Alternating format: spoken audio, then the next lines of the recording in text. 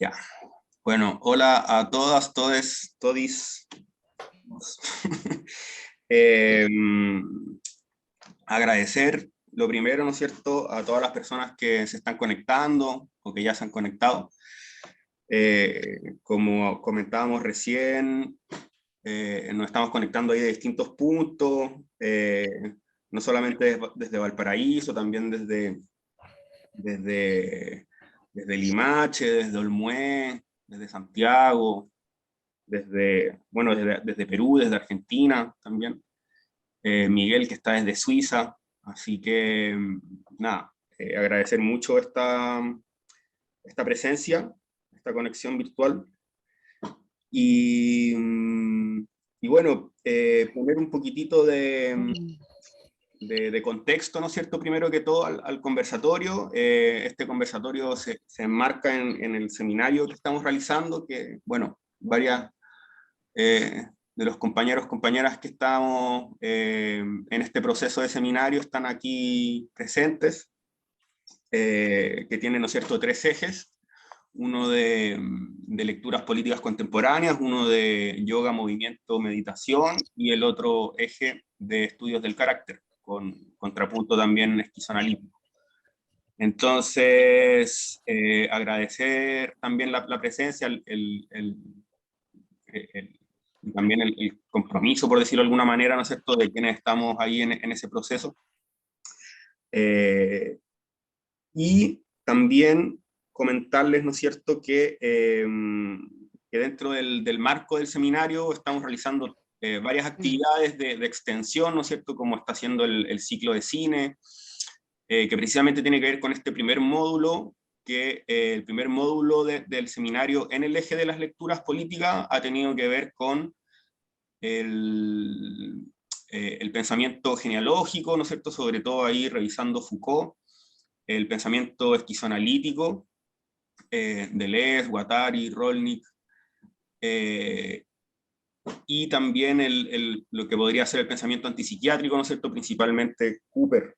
¿Ya? Han sido varias de las lecturas que nos han guiado en esta primera parte del seminario, donde hemos estado explorando y también conversando mucho, compartiendo experiencias en relación a las prácticas, ideas, nociones que tienen que ver con lo normal, con la normalización, cómo esto nos afecta en un nivel subjetivo, pero también cuál es el sentido, el trasfondo político, ¿no es cierto?, de aquello. También mucho en relación a los mecanismos disciplinarios, abordando la disciplina, ¿no es cierto?, desde varios lugares distintos. Y bueno, también yo creo que algo profundizaremos, ojalá, durante este conversatorio respecto de estas nociones, tanto la disciplina como la desestructuración, y también yo creo que hay algo que, bueno, hablando un poco de lo que le dio nombre a este primer encuentro, ¿no es cierto?, que tiene que ver con normopatía y micropolítica. Yo creo que hace un poco referencia a estas dos dimensiones, digamos, ¿no es cierto? La normopatía, por un lado, hablando de algo que en el fanzine de Closam, quienes lo leyeron, ¿no es cierto?, ahí se hace referencia a que mucho a que la crisis también es del contexto, ¿no es cierto?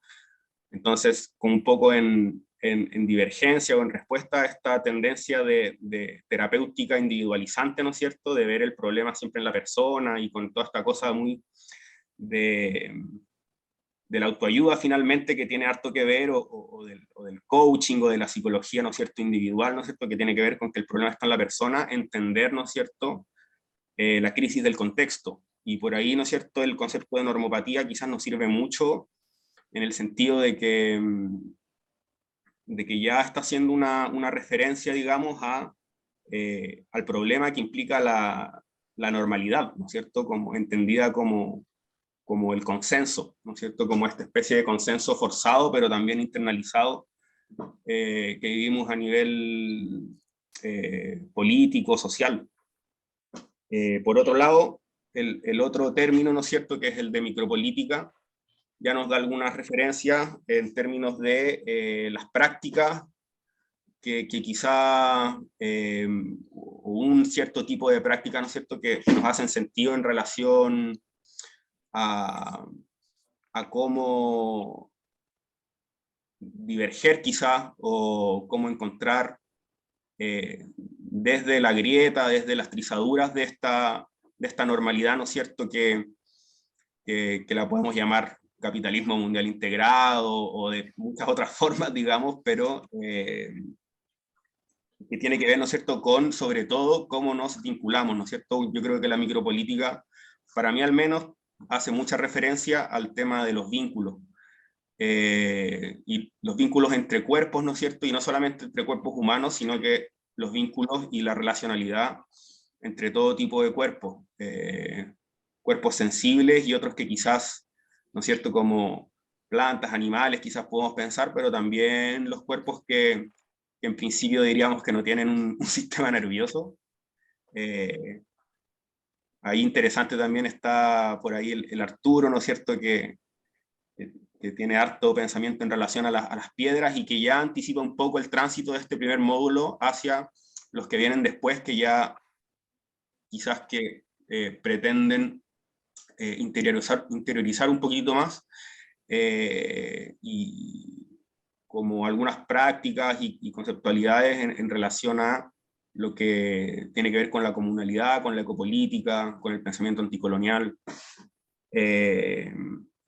Y bueno, yo creo que todavía hay mucho por decir, pero esto es solamente una introducción para gatillar la conversación, y la propuesta es que, bueno, primero una pregunta para Catalina y para Miguel, ¿no es cierto?, que me gustaría que eh, primero preguntarles a ellos en relación a este diálogo que han estado sosteniendo, del que yo he sido parte ahí un poquito en el último tiempo.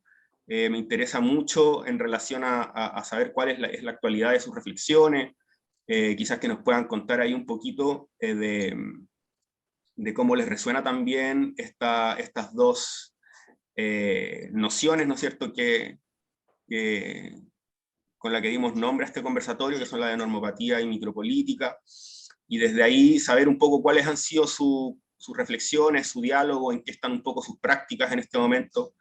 Interesa mucho la relación ahí entre conceptos y prácticas, ¿no es cierto? Esto como para partir, y luego, después, me gustaría, ojalá, abrir un poco la palabra y que tengamos una ronda donde quienes quieran ahí como abrir alguna inquietud, alguna reflexión en torno a, ¿no es cierto?, estas nociones que estamos compartiendo, ¿no es cierto?, ya sea desde una experiencia más personal, más íntima, o ya sea desde indagaciones o posiciones más desde lo colectivo, desde lo común, también esté ese espacio. Entonces, por lo mismo, yo voy a estar ahí siendo un poco catete en el tema de los tiempos, para que alcancemos, ojalá, a generar un poquito de círculo y de conversación entre todos.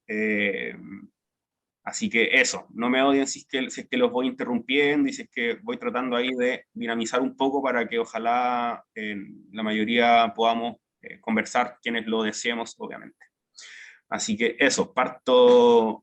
Miguel nos dijo la otra vez que enfatizara de que se va en la volada, entonces que lo interrumpamos, ¿ya? Si que alguien ahí quiere, siente que se empieza a ir mucho en Por las ramas, digamos. la rama, eso, que no tengamos pudor en interrumpirle, y básicamente es como generar esas rupturas como una forma también de relación y de conversación que queremos, ¿no es cierto?, aquí traer. Eso, pues, entonces parto ahí tirándole la pelotita, ya sea a Catalina, a Miguel, preguntándoles un poco en relación al proceso que vienen trayendo, al diálogo que vienen trayendo, y a la actualidad de sus prácticas, y cómo esas prácticas las relacionan con los conceptos que quizás hemos estado aquí rozando. Ya pues, entonces partamos. Bueno, también saludar a quienes están aquí presentes. Genial la instancia. Gracias por eso y bueno, también un poco abrir lo que con Miguel estábamos trabajando ya hace unos meses. Justo, bueno, nos conocimos en noviembre del año pasado en un encuentro que hubo acá en Valparaíso, en la ex cárcel. Y a partir de ahí, bueno, ha pasado un tiempo y de alguna forma yo siento que también he ido como reterritorializando otros espacios hacia esta como relación con Miguel, ¿no? que ya también podemos pensar en esa idea del tú y yo, ¿no? como también un espacio micropolítico y de afectación, que tiene mucho que ver con las prácticas, ¿no? Entonces, y con la pragmática, ¿no? En el sentido de atender a lo que está pasando. Bueno, y a partir de ahí hemos ido conversando desde mi experiencia de la colectiva No es lo mismo ser loca que loco, que terminó eso, y por ahí entonces yo siento que se abrió, desde mi experiencia singular, subjetiva, ¿no? Esta como línea ahí de fuga con Miguel, y hemos ido ahí conversando, tramando una serie de conceptos llevados a la práctica, ¿no? En esta relación muy coalescente también, como términos que ahí vamos compartiendo con Miguel. Y bueno, ha sido súper rico. Yo pienso que abrirlo también trae otro aire. O sea, que por eso genial la actividad y más aún en el marco del seminario, donde también participo. Entonces, súper, porque también tiene que ver con una investigación, ¿no? que una va realizando. En mi caso, bueno, hay conceptos claves que ahí vamos tirando del hilo y que van resonando, ¿no? Mutuamente vamos resonando. Sí, yo creo que eso como para, por ejemplo, el tema de la normopatía, ¿no? Y ahí voy tirando la pelota a Miguel y vamos ahí quizás ahí conversando y quien quiera interviene, ¿no? Sí, esto también se trata de eso. Claro, la normopatía es un término que a mí me resonó mucho también desde ese conversatorio de noviembre del año pasado, ¿no? Y parece que la normopatía está en todo, ¿no? O sea, es un término que quizás no tenemos tan escuchado, ¿no? Pero a la que lo escuchas te resuena y todo es normopático, ¿no? Todas las conductas, la hegemonía, la heteronorma, ¿no? Por ahí está.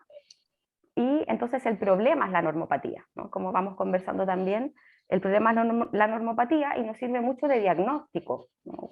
Aunque esta palabra diagnóstico ya tiene como una carga ahí como súper también media de las ciencias, pero bueno, nos habla de cómo están los vínculos, ¿no? De lo dañado que están los vínculos, a la que observamos un poco, ¿no?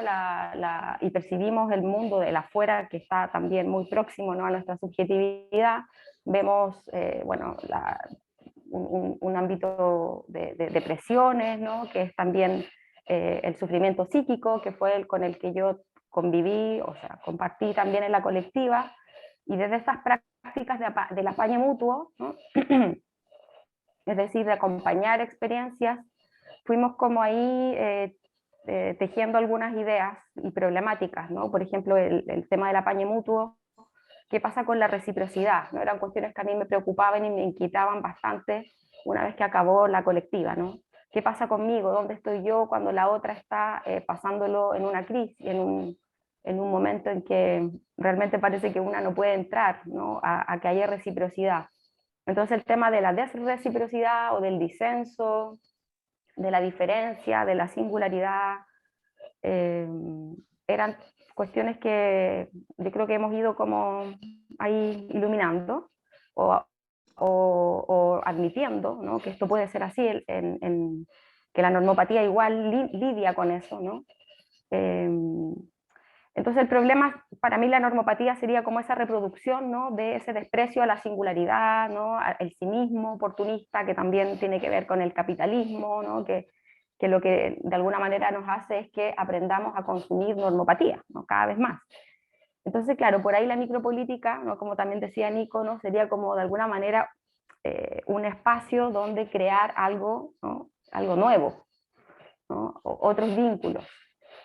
Entonces, claro, la micropolítica resuena bastante, pero como lo hemos ido hablando con Miguel, no siempre es la receta. O sea, la micropolítica por sí misma también está en constante como amenaza, ¿no? O también está conectada con la macropolítica.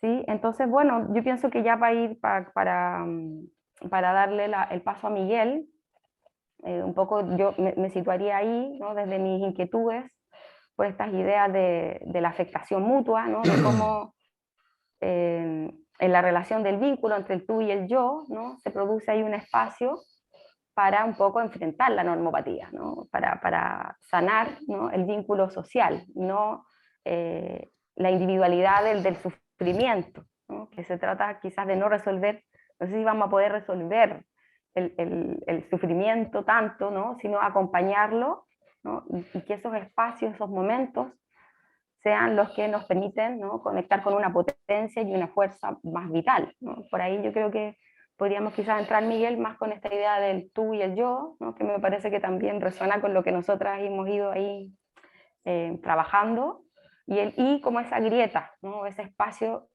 por crear como una forma de resistencia también, ¿no? A la normopatía.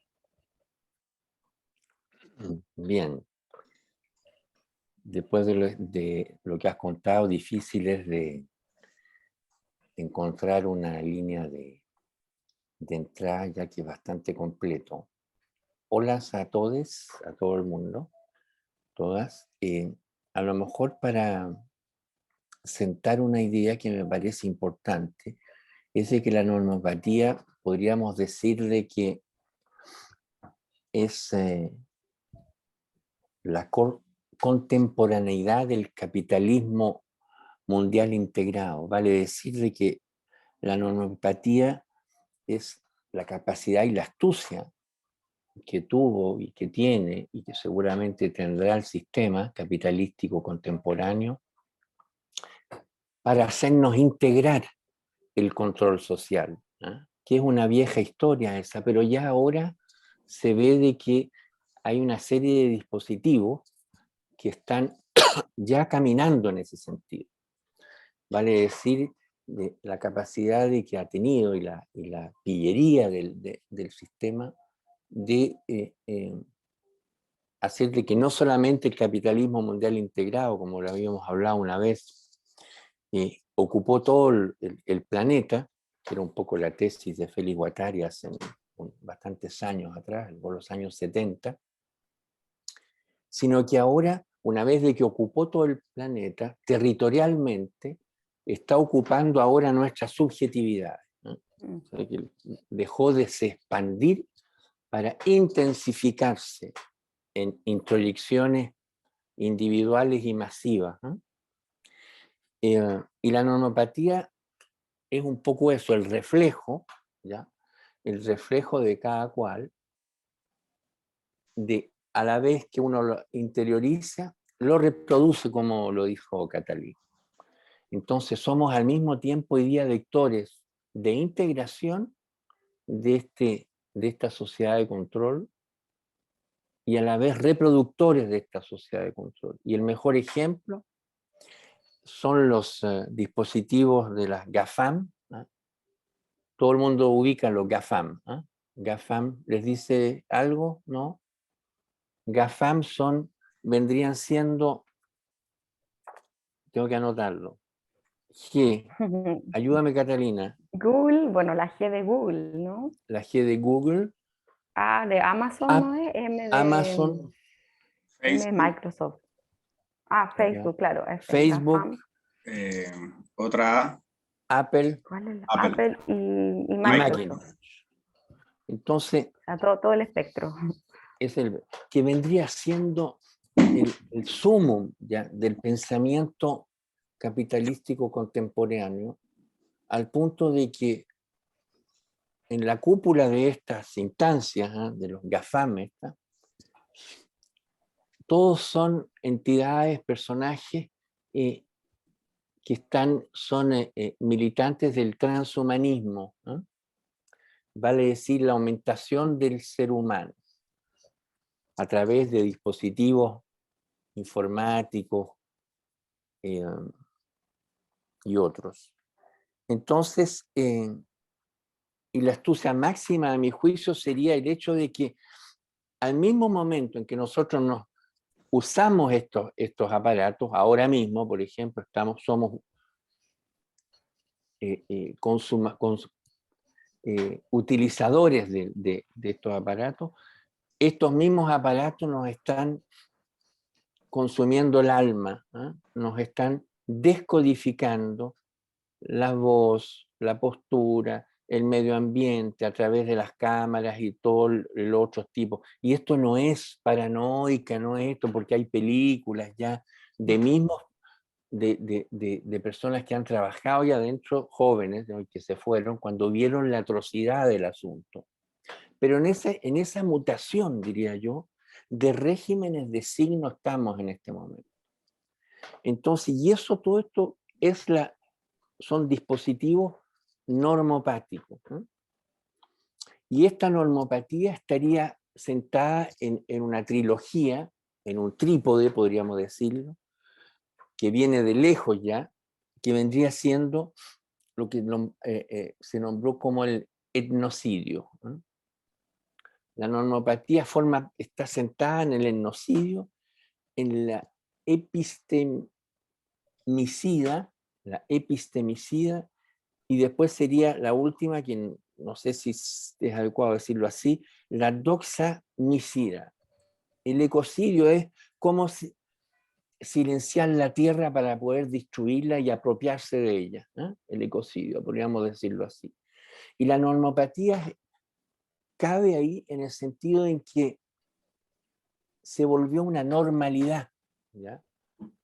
Hay siempre resistentes, hay siempre disidentes, hay siempre personas militantes en todas las partes del globo, pero el ecocidio ya forma parte de la normalidad del sistema. Vivimos en un ecocidio, ¿no? Como el capitalocene y todo esto. Vivimos entonces en una tierra sufriente, como dijo Catalina. Vivimos en una tierra que se le está un sistema de predación súper complicado que va desde botar los bosques, cimentar para que haya una autorruta, después de la autorruta vienen los camiones, los vehículos, y se occidentaliza, se urbaniza el campo, las ciudades, y al mismo tiempo este pavimento, ¿cómo le llaman? El cemento, el pavimentar, introduce los vehículos transportadores, después están edificar edificios, y todo eso formaría parte también de la desmaterialización del mundo, ¿no? Después estaría el otro eje, que sería el eje del epistemicida, en el sentido en que se trataría de eliminar toda pluralidad de saberes, de maneras de ser, de maneras de hablar, de maneras de vestirse, de maneras de hacer las prácticas sociales, ¿eh? Ese sería el epistemicida, que lo puso en movimiento un portugués, que acá en Europa se habló muy poco, que se llama, seguramente en Chile ya hay libros de él traducidos, porque ya tiene su tiempo, Boaventura de Sousa Santos se llama este hombrón, ¿eh? Que él puso en movimiento esta noción aparentemente de epistemicida. Vale decir, la uniformización de las prácticas sociales, las prácticas hablantes, las lenguas, no sé si se dice vernaculares, se dice también allá, lo vernacular, ¿no? Ya. Lo local, lo situado. En Valparaíso hay distintas regiones donde seguramente si uno mira y se acerca con la lupa, hay personas que usan determinados modismos, otras, aquí y allá. Todo eso es limpiado, barrido por la lengua mayoritaria, por la lengua molar, ¿eh? Y todos esos estamentos moleculares que le dan vida, localidad, singularidad, carácter, etcétera, y que todo eso son, podríamos decir, líneas de resistencia, son entonces borradas por la lengua mayor. Y después estaría la doxamicidia, que sería, tú lo evocaste también, Catalina, la consensualidad de opiniones, ¿no? Entonces hay que crear opiniones consensuales. ¿ya? Unificar las opiniones. Entonces, la normopatía estaría sostenida por este trípode, que tiene una potencia fabulosa, digamos. De ahí a que, si nos vamos por el lado de la micropolítica, que vendría siendo qué hacer, ¿eh?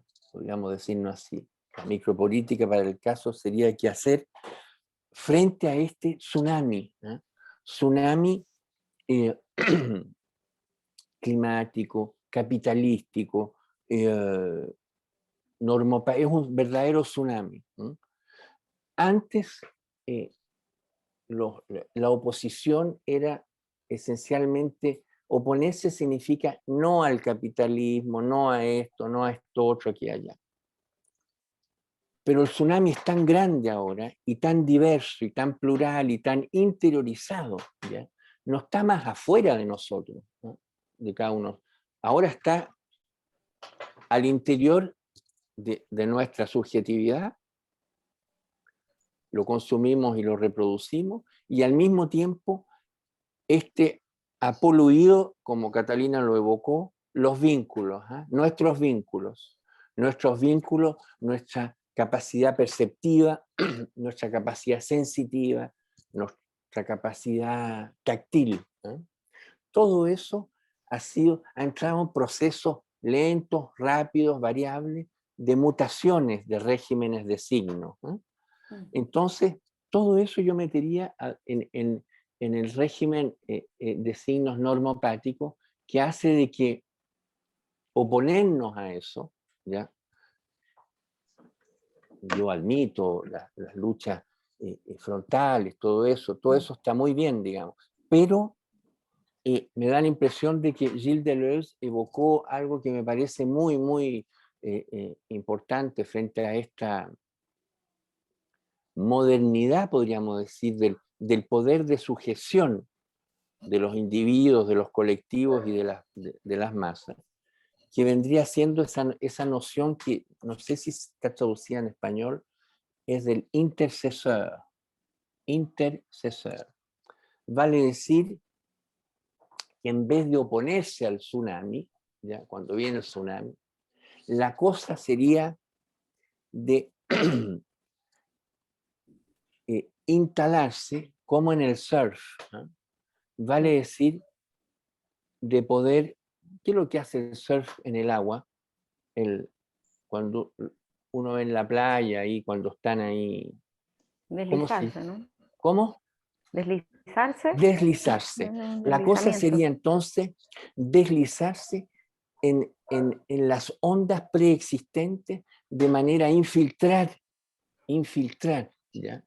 Infiltrar, y ahí está todo el trabajo de Anat Singh con las ruinas, de cómo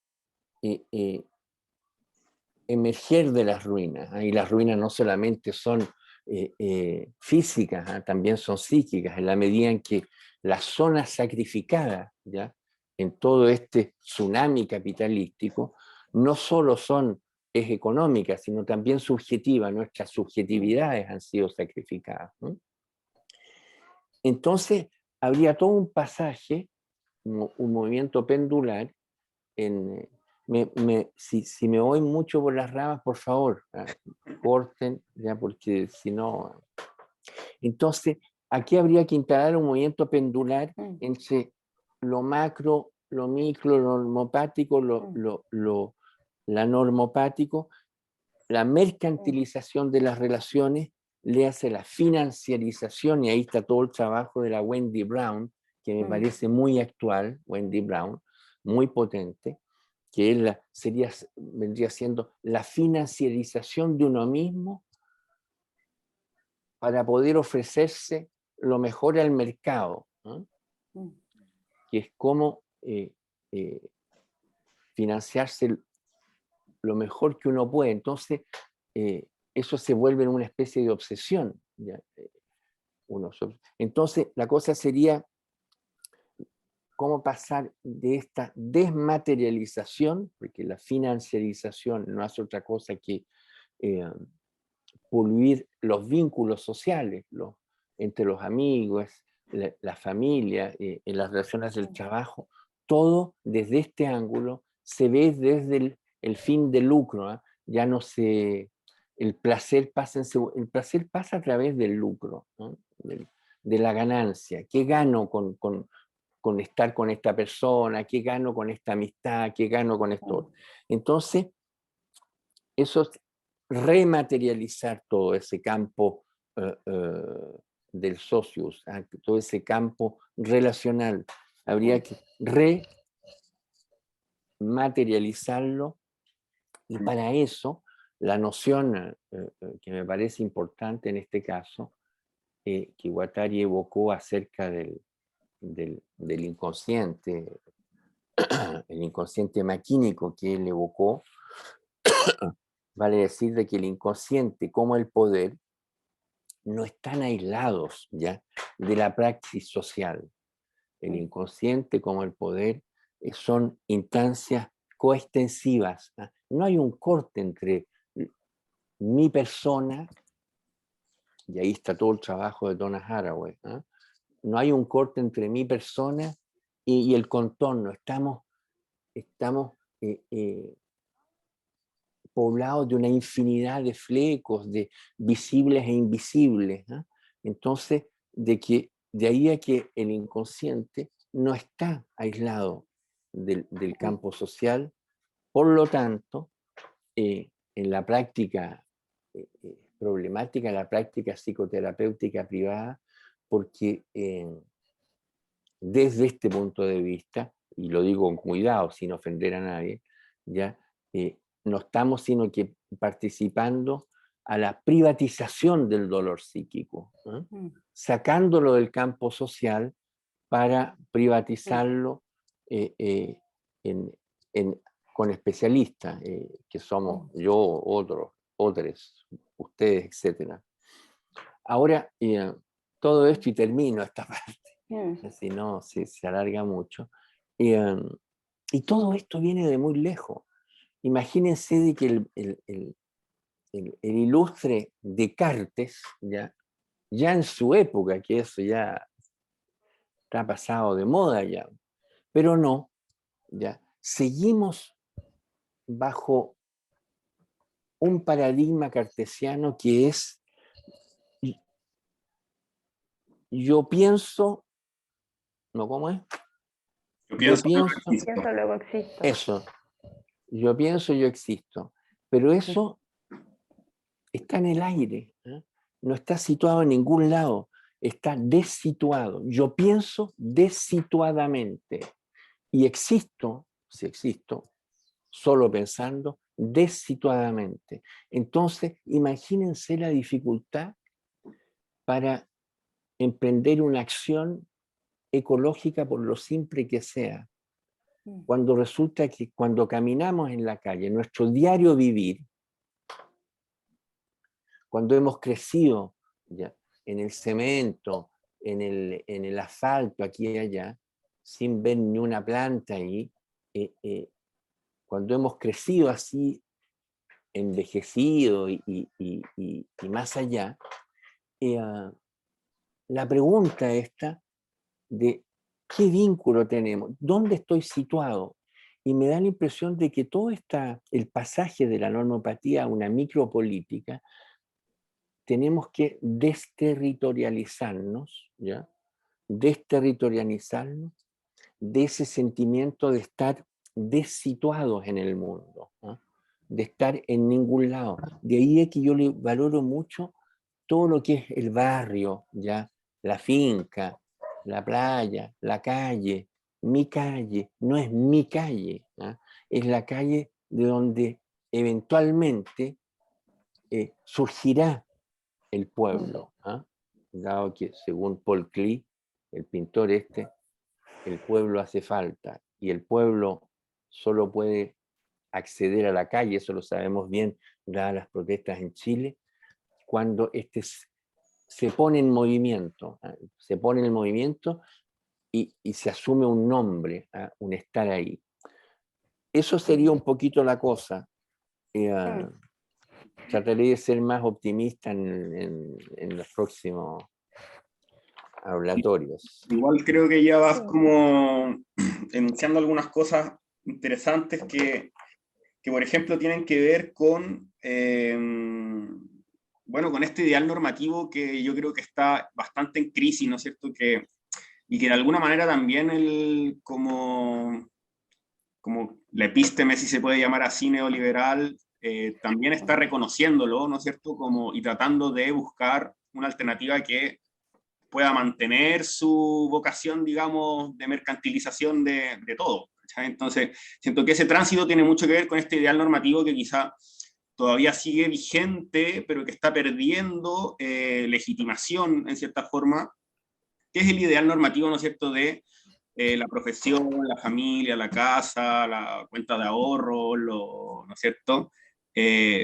Porque básicamente se ha vuelto insostenible, o sea, yo creo que las generaciones actuales, más jóvenes, digamos, cada vez ven más difícil poder acceder a ese tipo de ideal normativo, o sea, ya cada vez se acentúa más el privilegio que conlleva, ¿no es cierto?, esta forma que también es un poco el sueño americano, ¿no es cierto?, como la casa con el perro, con la familia, ¿no es cierto?, todo este modelo de familia súper heteronormativo, valga la redundancia, digamos, cuando hablamos de familia, pero que está un poco haciendo agua por un tema de insostenibilidad, ¿no es cierto?, porque básicamente el mundo está en llamas, literalmente, o sea, no es algo... no es una metáfora, y se vuelve un poco insostenible, y ya se ve como este giro, ¿no es cierto?, como hay una especie de integración o asimilación desde el discurso, desde la imagen, hacia otro tipo de subjetividad neoliberal que yo lo vinculo mucho a lo que podríamos llamar como el giro progresista y el giro identitario, ¿no es cierto?, donde entran, ¿no es cierto?, todas estas ecoansiedades y todas estas como que en algún momento pudieron tener que ver con una resistencia, con una divergencia al modelo político, ¿no es cierto? Por ejemplo, no sé, como una resistencia desde identidades, ¿no es cierto?, como no coloniales o no patriarcales, etcétera, pero que finalmente ahora en esta cosa media WOM, ¿no es cierto?, que es como una especie de modalidad WOM de la política de la subjetividad, ¿no es cierto?, donde mientras más plurales, mientras más activistas, mientras más conscientes, como mejor, y digamos esto ya se va volviendo no solamente un nicho de mercado, sino que también un nicho de identificación, pero no solo de autoidentificación, o sea, obviamente todos participamos ahí poniendo nuestro currículum en la red social correspondiente y nuestras ideas políticas, etcétera, pero también desde ahí es una identificación para los distintos algoritmos de inteligencia que vienen desde el poder más fáctico. Entonces, ahí me parece problemático este tránsito desde el ideal normativo, digamos, de lo que yo podría decir nuestros padres, a este nuevo ideal normativo mucho más flexible, ¿no es cierto?, mucho más líquido, como diría Bauman, ¿no es cierto?, ¿no es cierto?, cómo habitar como el plano social actualmente. Entonces, por ahí yo quería abrir un poquito la conversación, y bueno, antes de volver quizá a Catalín y a Miguel, abrir un poquito a quienes se han sumado hoy día, para entender un poco, porque, bueno, fue muy interesante ahí en la convocatoria, muchas personas que vienen desde el campo de la psicología, de las artes, desde la educación diferencial. Entonces, aparte de la gente, ¿no es cierto?, que ya estamos en el seminario, me interesa mucho saber que, ojalá breve siempre, porque, ¿no es cierto?, no tenemos tanto tiempo, pero no por breve, como, digamos, apurado. O sea, como igual poder darnos el tiempo de quizás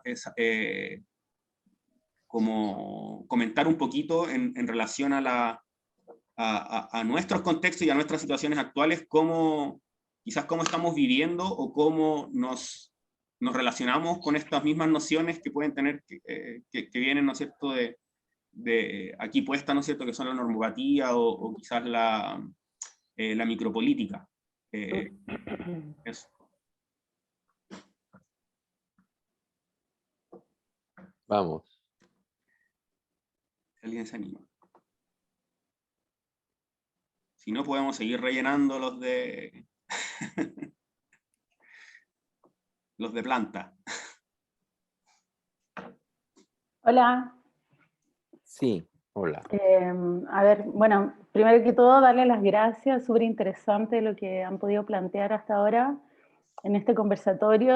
Bueno, mi nombre es Paula, me vinculo al área de educación, trabajo en Santiago, en una de las corporaciones educacionales de este territorio.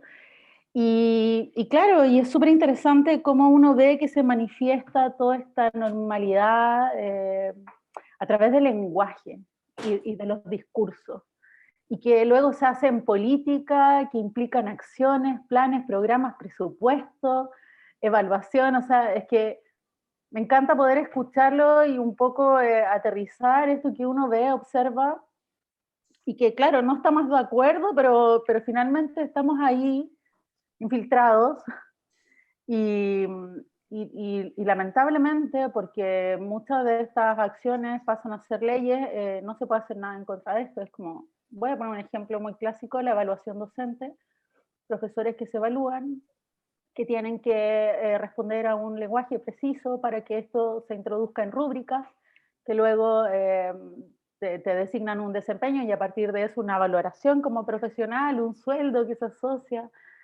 Y bueno, y eso también llega al aula, o sea, cómo se normaliza el aula, cómo se dan las relaciones al interior del aula para responder a esta normalidad que pasa a ser ley. Entonces, bueno, uno lo ve con los niños en el lenguaje. Por ejemplo, este nuevo gobierno introduce nuevas ideas, esta nueva normalidad que también, por ejemplo, se llama este plan Seamos Comunidad. No sé si alguien más también trabaja en el ámbito educativo, Seamos Comunidad, y se pone sobre el escenario también una serie de derechos que antes no existían. Y bueno, yo espero ser optimista y espero que la cosa cambie, pero es muy difícil cuando estas leyes ya están ahí bien situadas y que implican, claro, como procesos de evaluación que conllevan subjetivación y formas de ser.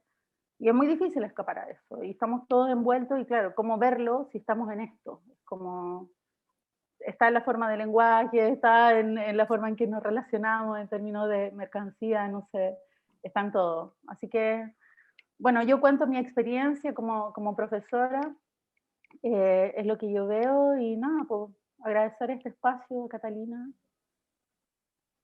Miguel y bueno, Nico.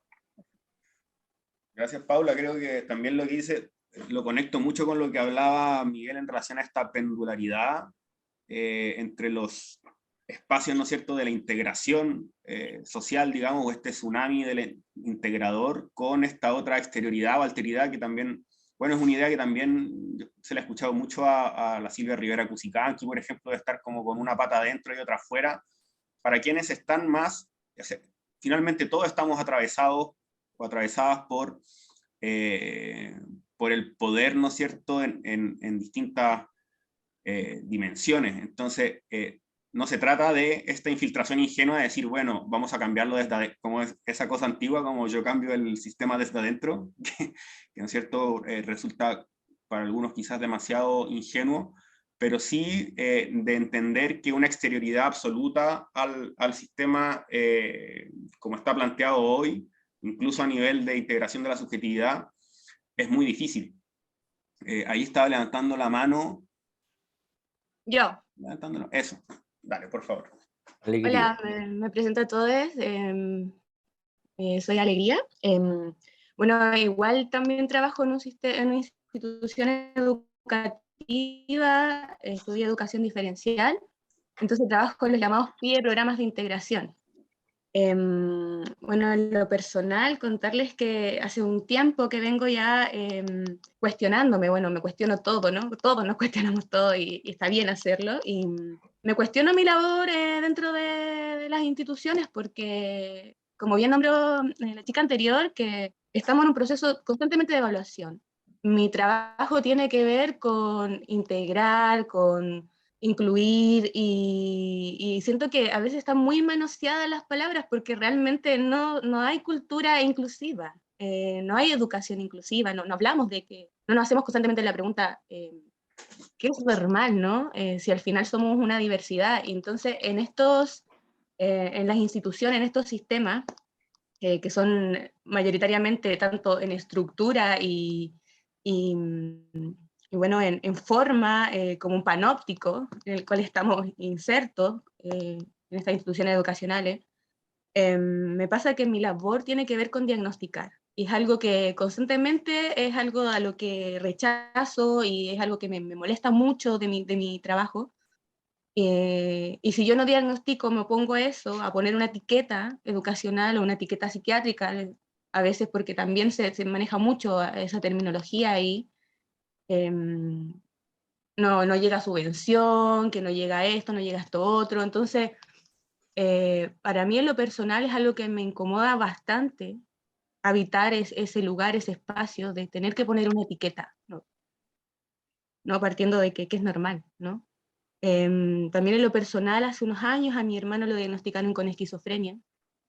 Por lo tanto, también he tenido que estar, he leído un montón, me he metido en el mundo por también una especie de tener que buscar la explicación al por qué, ¿no? Y cuando al final llegué a la conclusión de por qué tengo que buscar una explicación de, tengo que hacerlo encajar, tengo que hacer esto, si al final como sociedad no estamos preparados para, no tenemos cultura para poder entender que en verdad no es que yo tenga que, o sea, como que tengan un problema, si al final nosotros todos tenemos que hacernos cargo de esto, ¿no? Como cambiar de paradigma. Entonces a mí me ha pasado como en lo personal, yo creo que algunas también colegas del establecimiento nos pasa que es tan difícil poder establecer un lenguaje en el que em, bueno, tiene que ver también con un trabajo de que todos nos pongamos en la misma, ¿no? Como de cuestionarnos y, no sé, es inevitable a veces escuchar a compañeros que digan, ¿y el qué tiene? ¿El qué es?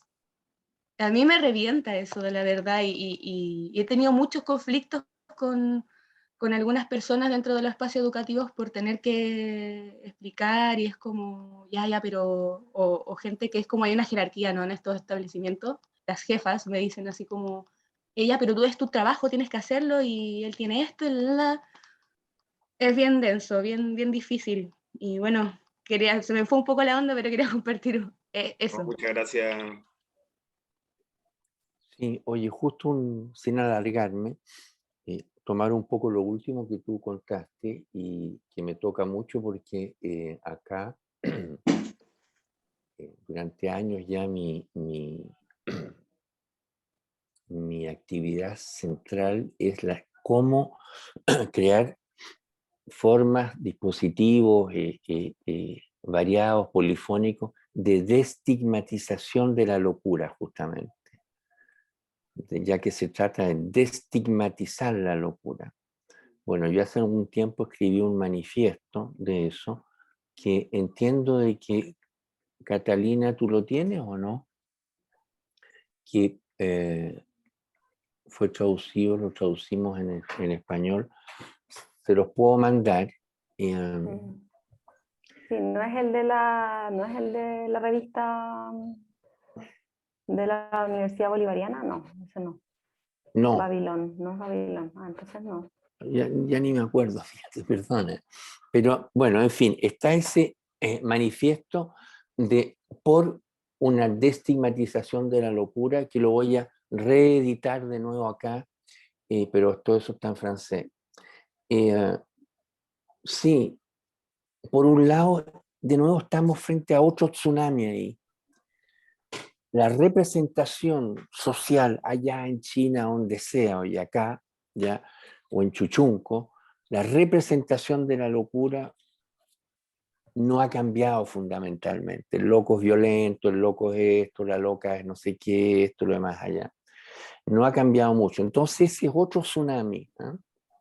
En el cual me da la impresión de que, igual, como Nico, tú lo mencionabas, me da la impresión de que tenemos que acostumbrarnos a la idea, para sobrevivir con un cierto grado de alegría, por evocar tu nombre, ¿ya? Tenemos que acostumbrarnos a estar siempre, no tanto en el esquema antiguo, como Nico lo nombraba, que era no a esto, no a esto otro. El sí de Isabel Stenger me parece fundamental, vale decir que la crítica ya no es no a tal cosa, no debería ser no a tal cosa, es Isabel Stenger que lo puso en movimiento, sino que más bien la crítica no, sí, hay miles de discursos de críticas sociales, esto y lo más allá, pero la cosa es inscribirse en una bifurcación con un quehacer, diría yo, ¿eh? Que la crítica ya no es más un discurso, sino que es más un movimiento, un quehacer, un acto perceptivo, una bifurcación, ¿eh? A veces imperceptiva. La misma cosa, diría yo,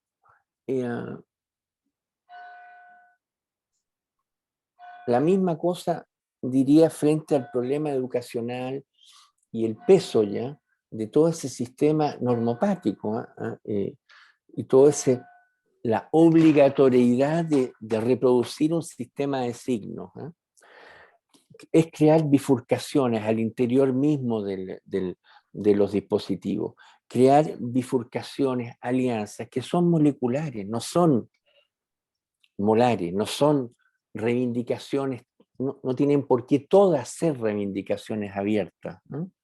Está la idea de lo imperceptible, la dimensión de la alianza, que es un acto de resistencia para mí, ¿eh? De crear espacios inventados al interior donde uno trabaja, con una persona que te es simpática, te fijas, y ahí crear una alianza, y de ahí permitirte contarle tu cosa, ¿eh? Pero no todo, sino hay para qué contarle todo, porque si le cuentas todo se va a asustar, digamos. Porque todo el mundo hoy día está al borde del precipicio, todos vivimos al borde del precipicio, ¿no? De ahí que el individualismo tiene tanta fuerza y se apoya en eso también, ¿eh? En el hecho de que no hay tiempo, no tenemos la energía para ocuparnos del vecino, la vecina, el amigo, esto que va mal, ¿eh? No hay tiempo, entonces todo lo transferimos a especialistas, al hospital psiquiátrico, aquí y allá, porque no tenemos tiempo, la fuerza, las ganas, ni hemos perdido el saber, ¿eh? De ahí esta famosa epistemicida, ¿eh? De que hemos perdido el saber de estar con loques, ¿eh? Hemos perdido el saber. ¿Qué es eso?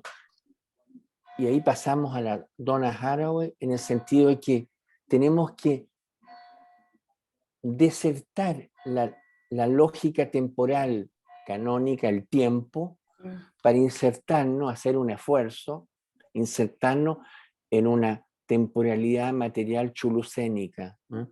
Vale decir, aceptar de que tenemos que componer con una infinidad de arcoíris de tiempo cuando estamos, en todo caso, con personas que están viviendo en otra dimensión perceptiva, emocional, sensible, aquí y allá.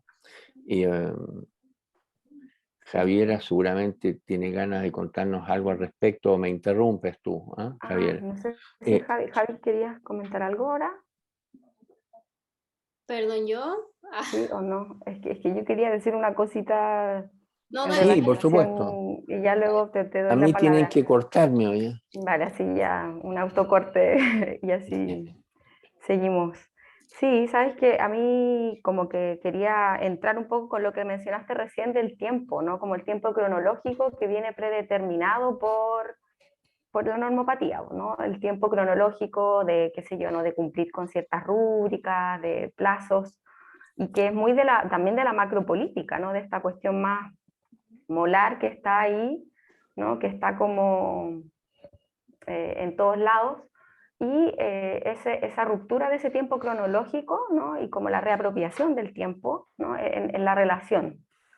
Ahí también me parece que hay como una grieta o una pista para enfrentar la normopatía, ¿no? Para enfrentar estos dispositivos también como que intentan hegemonizar, ¿no? Nuestras formas de vida, nuestros sentimientos. Eso como por una parte. Me parece que el tema de la temporalidad es cómo creamos esta adyacencia a esa temporalidad hegemónica, ¿no? Y ahí entrar con estos tres términos que hemos ido conversando. La adyacencia, o sea, cómo este espacio que creamos adyacente al tiempo cronológico imperante, o sea, que sería la grieta o la línea fuga, la adyacencia, la sustracción, o sea, cómo nos sustraemos también de ese habitus del campo socius, ¿no? Que también reproducimos, y qué es lo que nos hace mal, ¿no? Qué es lo que nos genera el malestar también, porque hay un tiempo que tenemos que seguir y que no tiene que ver con nuestra singularidad y nuestros deseos. Entonces, esa ruptura me parece como también crucial de ver, de poder intentar ahí como generar esa ruptura, y la subjetividad, ¿no? Como la producción de la subjetividad con lo que tú recién decías, Miguel, de lo que nos plantea la dona Haraway, ¿no? De la simpoiesis, o sea, cómo nos devenimos con otras especies. Y ahí creamos un tiempo también singular, ¿no? Un tiempo o un espacio que antes no existía. Eso a mí me ha hecho mucha resonancia también como un proceso de producción de subjetividad que rompe la temporalidad capitalista, ¿no? O sea, que al final igual coexiste con esa temporalidad, pero crea ese espacio de sustracción, de adyacencia a este modelo sistema neoliberal, ¿no? que nos pide constantemente resultados, productos, ¿cierto? Como tiempos, plazos. Eso me parecía como también indagar por ahí, o sea, a mí me hace sentido, ¿no? Como nos sustraemos de eso, generando espacios en la relación, ¿no? Que eso también es lo que está dañado. Vuelvo al tema, ¿no? Porque en el seminario también estuvimos conversando sobre este término de la sanación, ¿no? Que genera ahí un poco como de reticencia, ¿no? Como que no nos gusta pensar en la sanación porque parece que es un término o capturado por la New Age ahora, ¿no? O capturado por el individualismo, por el mercado, pero que en definitiva la sanación la tenemos que ver más como la sanación del vínculo, ¿no? que está dañado. Y ahí también estas preguntas y el cruce diagramático que tú hablas en la clínica del cotidiano, que es en lo que te has dedicado, que a mí me parece súper como interesante apuntar también a ese cruce diagramático, que no es el programa, ¿no? Que el diagrama sería como el mapa y no el programa que viene preestablecido, ¿no? No sé si me voy bien por ahí, pero el cruce diagramático, entonces, poner el mirar, ¿no? El escuchar, el sentir, el tocar. Entonces ahí también hace como falta como esta dimensión más ecosófica, ¿no? de otra subjetividad, de crearnos otra subjetividad. Y para eso, bueno, tenemos que sustraernos también y estar atentas, ¿no? Atentas a propiciar estos espacios adyacentes, ¿no? Yo pienso que también ese mirar, escuchar, sentir como una pragmática que parece clínica, pero no es solo clínica, ¿no? Que también lo hemos conversado, que también salió la otra vez en un conversatorio cuando vino Solly Rolnick, esta idea de que lo terapéutico parece algo muy como, ¿no? Como muy de un análisis muy, bueno, muy poco, muy profesional, ¿no? Y no, tenemos una posibilidad de analítica de establecer estas relaciones desde el mirar, escuchar, sentir y reconocerme y reapropiarnos de esa relación y coapropiarnos de la relación y de la existencia, ¿no? Como que eso quería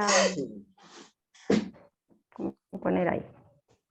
Sí, me parece súper importante, justo de nuevo un par de cosas, en la medida en que, oye, de lo que se trata justamente frente a este tsunami y esta pluralidad porque son como concatenaciones de tsunami, hasta el económico, psíquico, etc. Y la cosa sería entonces cómo infiltrarse, ¿eh? Cómo infiltrarse y no golpearse la cabeza contra el muro, que el muro no... El capitalismo lo único que hace frente a todas estas resistencias morales que uno le ofrece es, que es una lectura y otra, y es muy discutible esto al mismo tiempo, pero es desplazar su límite, ¿eh? El capitalismo no hace sino que reinventarse antes que nos reinventemos cuando lo emplazamos molarmente, ¿eh? Él se reinventa y desplaza su límite, ¿eh? Y nos crea ese sas en donde nos caemos al precipicio. Por eso yo siempre digo que estamos todos al borde del precipicio, porque el capitalismo siempre está desplazando sus límites, ¿eh? Cuando lo enfrentamos moralmente, pero es más complicado cuando se trata, siguiendo ya lo que ya hemos evocado, que yo diría que con Silvia Rivero Cusicanqui, yo aprendí, por ejemplo, reforzar la idea de el devenir artesano, ¿no? Artesana. ¿Cómo devenir artesano? ¿Y qué significa eso para este caso? Significa tú lo evocaste, Catalina, de darse cuenta de que podemos tomar esto y esto, de que podemos, ¿ah? En un gesto estoiciano, tomo lo que puedo y con eso creo algo, ¿eh? Tomo lo que puedo, lo que tengo a mano y no lo que no tengo. Lo que no tengo, no lo tengo nomás, ¿eh? Y no me sirve de nada seguir esperanzado o esperanzada, esperando, ilusionándome en que quiero tener. No, componer, crear algo con lo que tengo. Y a partir de ahí, y para mí esa creación es un acto de resistencia. ¿Por qué? Porque cuando tomo esto otro, y fabrico algo, como cuando fui a la finca, Iván fue el que me mostró, ¿fuiste tú, Iván, que me mostraste lo de la palmera, esto o no? Sí. Ya, bueno, eso es un acto de resistencia. El trabajo de Iván para mí, que deberías exponerlo una vez ya en este tipo de fórum, es para mí un acto de resistencia ecosófico en el sentido en que Iván va a hacer sus catastros, ¿no? Bueno, tú lo explicarás mejor que yo, digamos, pero va a hacer sus catastros, llega a hacer sus croquis, después le pone color, y todo ese proceso que hay de creación no es una creación artística esto, es una creación para mí ecosófica, en el sentido que está el placer de hacerlo, el placer de ver un resultado y el placer después de hacerlo público, que para mí es importante que todas estas experiencias se hagan públicas, se enfrenten la sociedad molar, ¿eh? No para pedirle que nos reconozcan, ¿eh? Porque no nos van a reconocer, o a lo mejor si están en crisis o depresiva, ¿ya? Nos van a reconocer, pero normalmente la molaridad, la sociedad capitalística moderna no va a reconocer todas estas prácticas menores, pero sin embargo el júbilo, el goce de Iván al hacer esto, ¿ya? Mismo si no hay plata, si no hay financiamiento, esto, pero cuando tú ves el resultado, que algún día espero, es cierto que podamos hacer un foro en torno a tu obra, ¿no? Sería riquísimo poder conversarte, fija, desde un punto de vista micropolítico, ecosófico, de cómo leer todo eso y qué es ese quehacer, que para mí es un acto de resistencia. Entonces, de ahí retomo con lo de Isabel Stenger, entonces ahí está ese trípode también entre Lo Chigi de Silvia Rivero, ya que estaría jugársela. Lo Chigi, ubican Lo Chigi, Lo Chigi, les dice algo a Totó Duarte, Lo Chigi, ¿funciona? No. Lo Chigi, tú puedes explicarlo, Catalina, más rápidamente. Lo chiji. Cheje. O alguien, Chigi. ¿Quién dijo algo? ¿Len? No No. sé quién habló. Ah, está desmuteada. Ya. Bueno, pero sí, ¿no? Es como esa idea manchada, ¿no? De con una composición de varias capas, de varias... Sí, sí, como más manchada, ¿no? Gris, compuesta, Es lo ¿no? gris, De sí. lo gris, claro.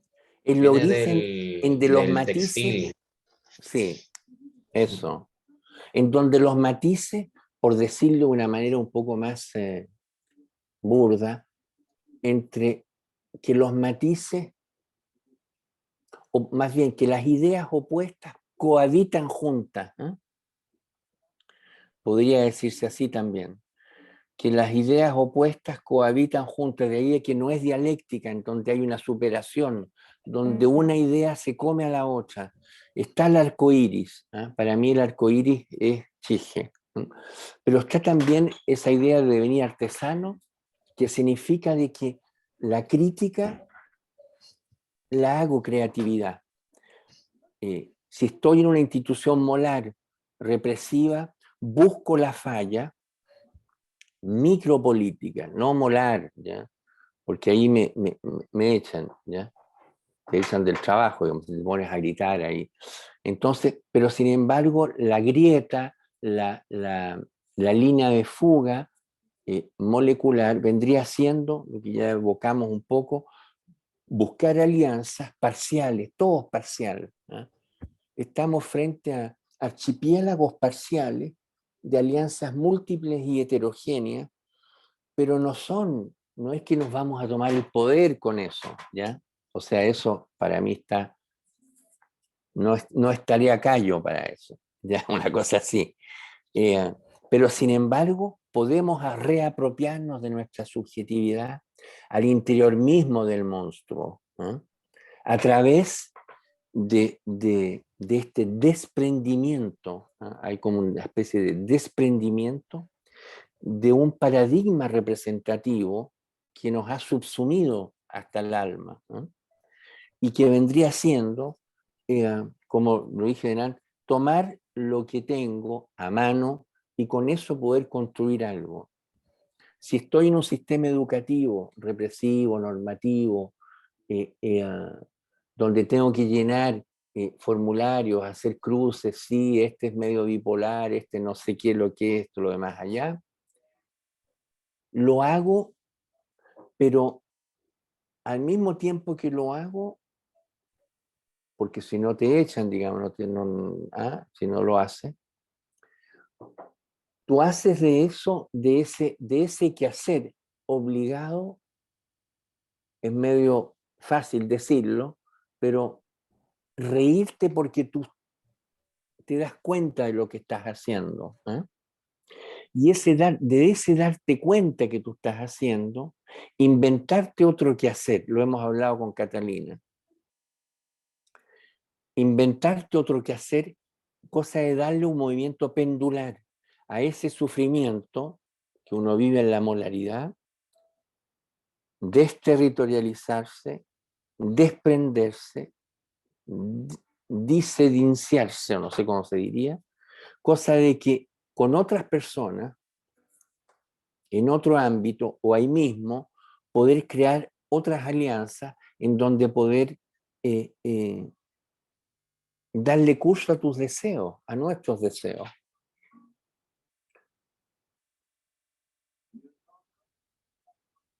Pausa, me callo. Sí. Pueden intervenir nomás, o si quieren van levantando la manito, como ustedes lo sientan ahí más intuitivo.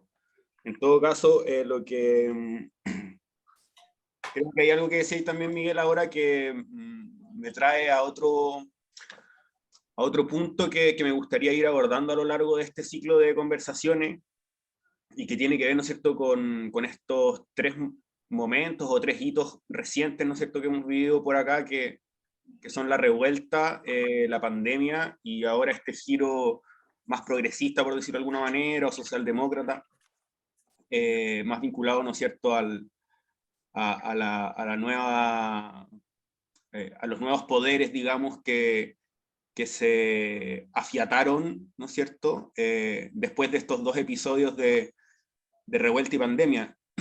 Lo pienso también en relación a lo que dices tú, ¿no es cierto?, de que el capitalismo de alguna manera siempre tiene esta capacidad, ¿no es cierto?, de siempre desplazar su límite y de reconfigurarse. Porque me llama la atención, ¿no es cierto?, que efectivamente hay algo ahí, por ejemplo, lo que nos sucedió primero con la revuelta, que yo creo que nos afectó de manera muy directa a los cuerpos. O sea, nuestros cuerpos, independiente de que estuviéramos, no sé, afuera en la calle, en la primera o en la segunda o en la 10ª línea, o con miedo en nuestra casa, o como con una mirada a favor o en contra, pero sí que el tiempo de la revuelta nos trajo al cuerpo y nos trajo, creo yo, a un diálogo mucho más situado y directo también con nuestros entornos, en relación a lo que estaba pasando. Mientras que ahora parece que se reconfiguró todo el conflicto y el dilema político a un binarismo, ¿no es cierto?, que es solamente, bueno, apruebas o rechazas, y esa es tu acción política, y a eso se limita o se debería suscribir, ¿no es cierto?, como toda tu agencia, ¿no es cierto?, a precisamente apostar por una opción, y nuevamente, ¿no es cierto?, a la pregunta de, bueno, ¿quién está en el poder y a qué representante le doy eso, ¿no es cierto? Y finalmente eso para mí es una gran asimilación, sin por eso querer decir también que da lo mismo qué opción salga, ¿no es cierto? Tampoco se trata de eso, pero sí se trata de entender quizás o de problematizar como mediados también por esta pandemia, que ya no es una estrategia local, sino que es un suceso global, digamos, que está muy íntimamente relacionado con precisamente el ecocidio y la devastación de los ecosistemas. Como llegamos a ese punto primero de neutralización, ¿no es cierto?, y ahora de canalización de las agencias políticas lejos del cuerpo. O sea, yo creo que ya, de alguna manera, ¿qué es lo que pasó? Me interesa también eso, volver y desde ahí quizás abrir un poco la conversación a esta relación cuerpo-territorio, ¿no es cierto? ¿Qué pasó con el cuerpo en ese tránsito, ¿no es cierto?, desde una revuelta que quizás también como tal en un minuto ya no era sostenible, porque también quizás la energía de las comunidades y las individualidades y las singularidades que sostenían quizás en un momento también estaban en desgaste o en agotamiento, pero también como sin querer romantizar a lo que hoy, sin querer romantizar, ¿no es cierto?, el estado de revuelta.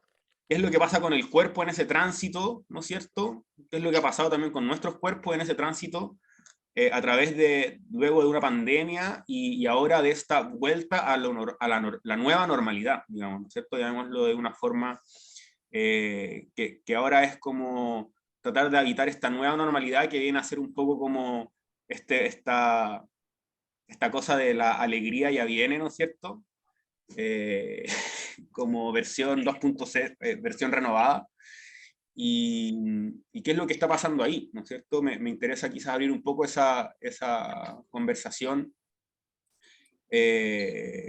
También en torno, y conservando quizás esta idea de lo cheje que hablabas ahora último, ¿no es cierto? Como de lo manchado, como lejos de una pretensión de pureza o de armonía, porque finalmente lo manchado también habla de que esta tensión,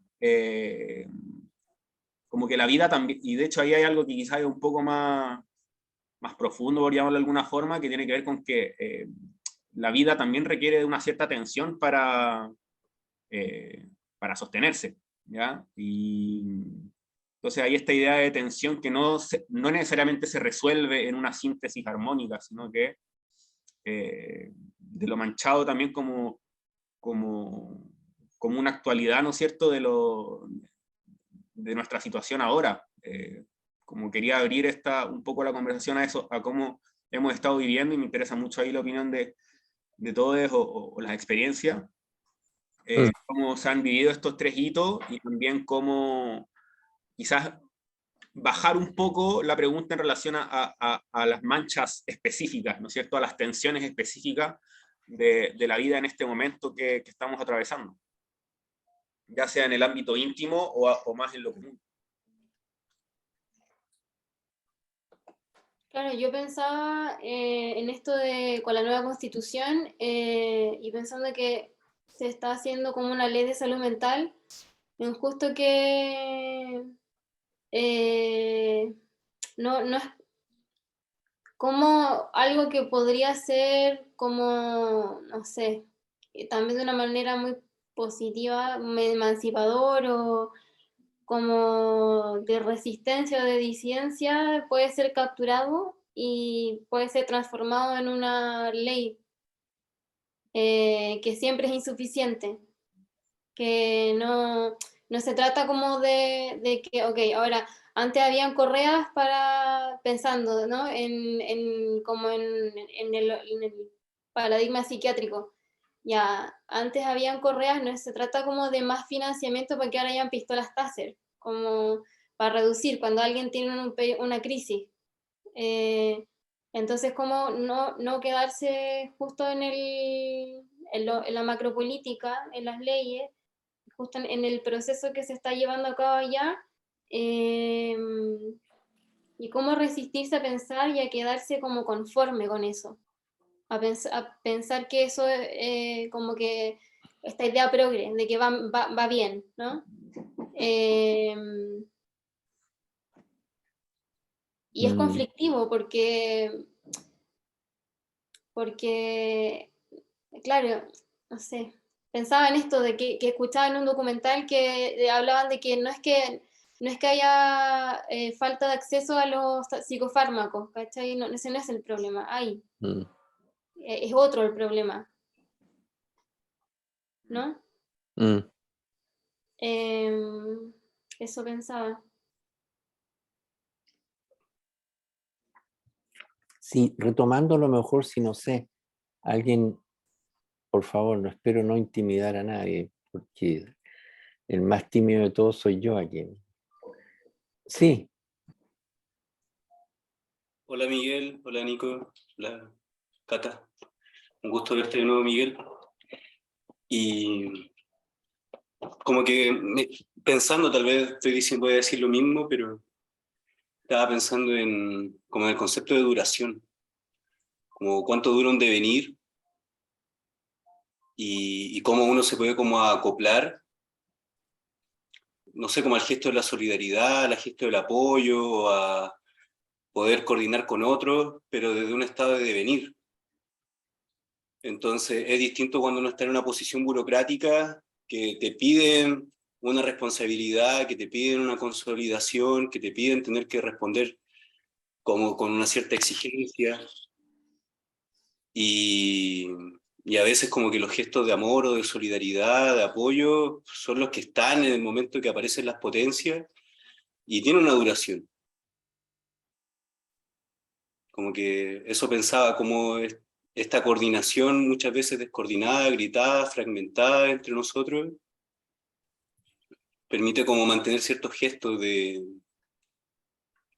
lo que va fluyendo en un tiempo y en otro momento se acaba.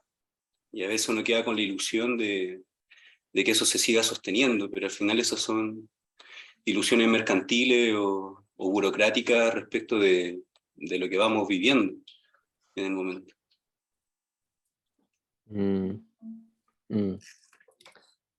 No sé, Catalina, mira, para retomar un poco, porque hay muchas cosas, nos va a faltar el tiempo, obviamente, y la energía para abordarla, a mí en todo caso.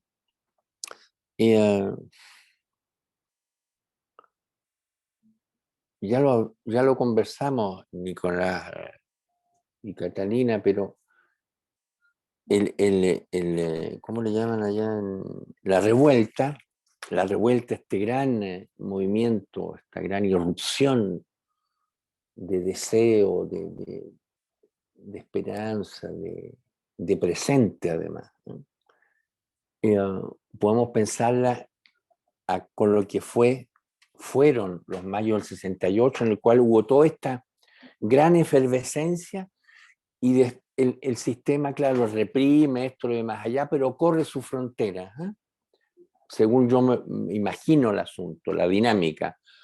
El sistema va corriendo su frontera, y al correr la frontera, él va convocando, ¿ya?, distintamente, en función de distintas sensibilidades, a las agentividades que van a ir después relevarse, ¿eh?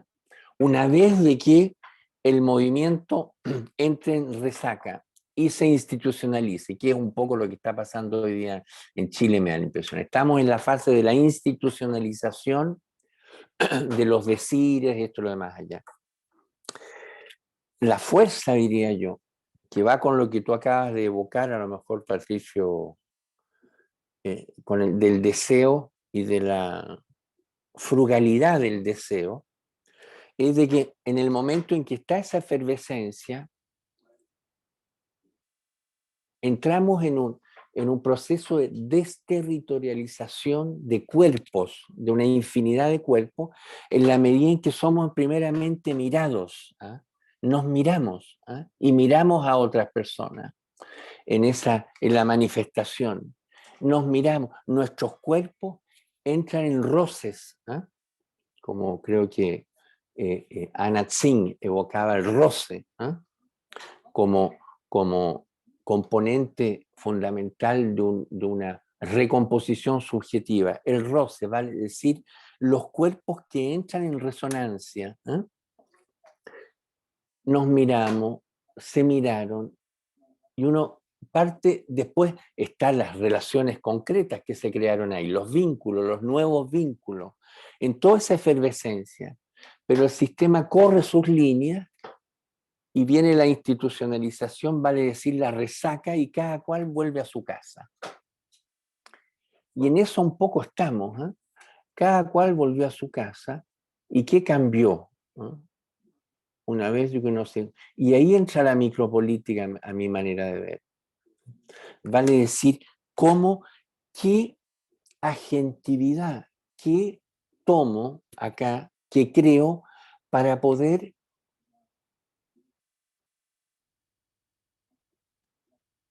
sostener ese deseo en términos de desterritorializarme de un hábito, ¿no?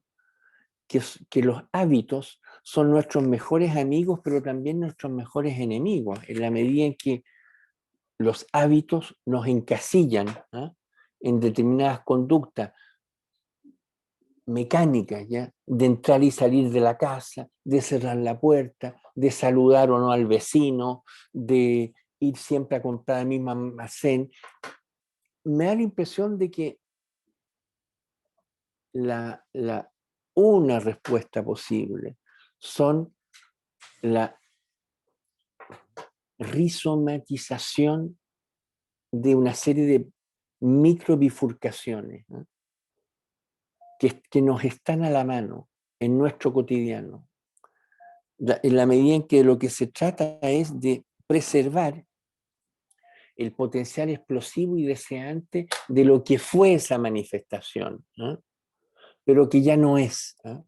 Aceptar de que estamos en otra temporalidad, pero que no es una temporalidad cerrada. Si tomamos el ejemplo de la temporalidad material, espacial, polifónica del Chulu Zen, no estamos ya más en ese momento, pero estamos en este otro, y que se trata de, a este momento presente en que estamos, habitarlo, ¿no?, en la medida en que, en tanto buenos occidentales, la gracia que tenemos es de que no sabemos habitar el presente, ¿no? No sabemos habitar el presente, estamos siempre, Catalina lo evocó, en el proyecto, en el mañana. ¿Qué voy a hacer mañana? ¿Qué será de mi mañana? ¿Qué voy a hacer mañana? No sé, nos cuesta mucho habitar presentificar el presente.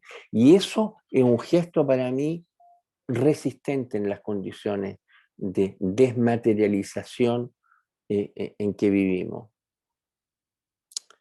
Entonces, el eje sería cómo rehabitar, rematerializar, realianzar, rearticular los hábitos que nos mantienen, ¿ya? En una cúpula normopática aburrida, no solo aburrida, sino que nos enfermamos, etc. Pero para eso entonces tenemos que aceptar de que estamos en otra temporalidad, estamos en otro territorio, el mundo cambió, ¿no? Y tenemos que aceptar eso, que el mundo cambió, el mundo ha cambiado, está cambiando. Por lo tanto, nosotros también debemos insertarnos en ese momento de cambio. Aceptar de que el mundo cambió, que no es el de ayer, no es el de mañana que evocaba Nico, de antes, no ese de mañana, sino que ese presente hay que inventarlo.